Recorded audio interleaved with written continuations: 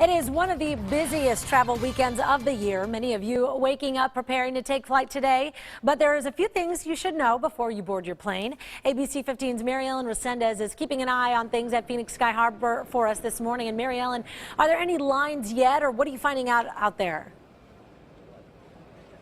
You know, it's almost like the floodgates just opened just a few minutes ago, Allison, because we are seeing a lot of travelers hitting Sky Harbor right now. In fact, we're expecting something like 2.5 million over the country to hit the airport today, one of the busiest travel days of the year. So TSA is expecting some really long lines. Even though they've added some staff, they are recommending that you arrive some 2 hours ahead of time. Take a look at some video from like last year. You can see just how packed those lines can get.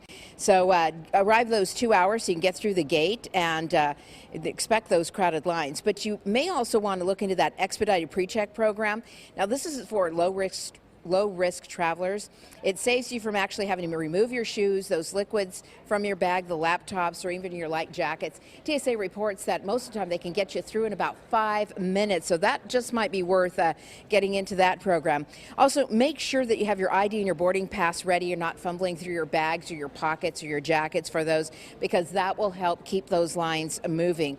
Now, the good news is, and we'll come back out here live and you can see how our lines are starting to grow. The good news is right now we're not seeing any delays at the airport or cancellations. There's one cancellation to Palm Springs, but other than that, mostly all of the flights are on time. Now, this might change a little bit later because we do have that tropical storm that's hitting the East Coast. So if you're headed towards the East Coast, particularly South Carolina, you could see some delays. North Carolina, near Charlotte, and Atlanta, Georgia also may be impacted by this, but the head of the storm is probably going to hit land somewhere around Charleston, South Carolina, so do expect delays headed that way. On the roads, AAA is reporting that ADOT will not be having any road closures this weekend, so that is good, but there will be some lane restrictions through Kingman and through Benson, so if you're heading that way, make sure you give yourself some plenty of time. And back to you, Allison.